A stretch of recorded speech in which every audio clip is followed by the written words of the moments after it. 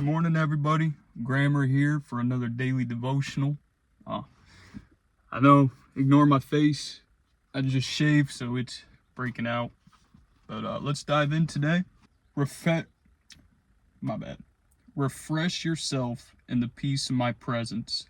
This peace can be your portion at all times and in all circumstances. Learn to hide in the secret of my presence. Even as you carry out your duties in the world, I am both with you and within you. I go before you to open up the way, and I also walk alongside you. There could never be another companion as devoted as I am. Because I am your constant companion, there should be a lightness to your step that is observable to others. Do not be weighed down with the problems and unresolved issues, for I am your burden bearer. In the world you have trials and distress, but don't let them get you down. I have conquered the world and deprived it of power to harm you.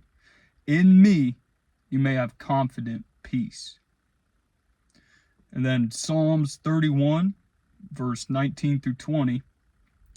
How great is your goodness, which you have stored up for those who fear you, which you have wrought for those who take refuge in you.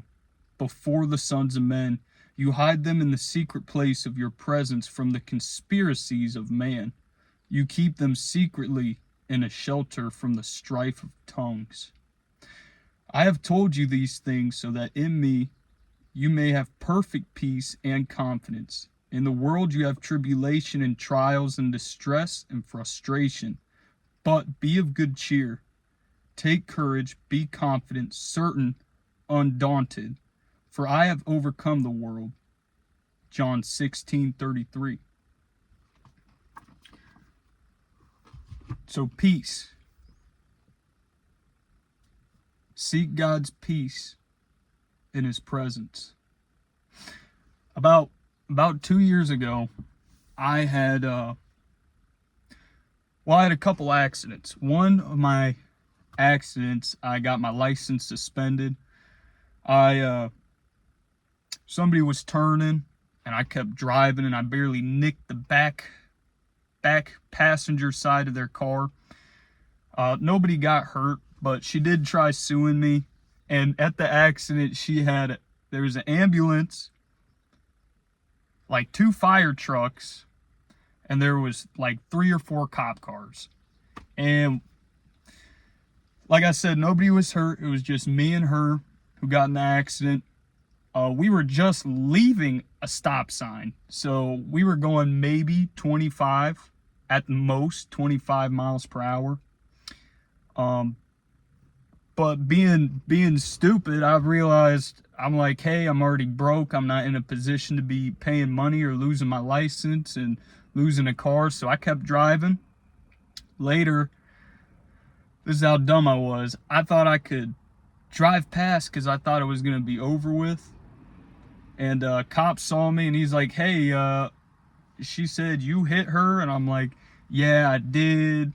He's like, he looked at me like I'm an idiot, right?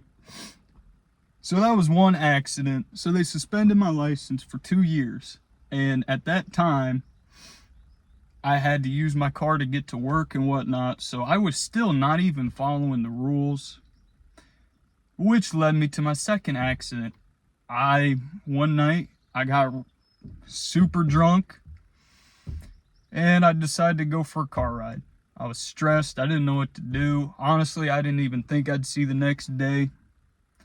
So I totaled my car, and then that also led to a felony charge against me because I had a gun in my car at the time. Now, these accidents were only a couple months apart. I should have got hammered. I should have been in prison or not even alive. I'm here by God's grace. But about the presence of God, during that time when I had all these court dates, I also have a daughter.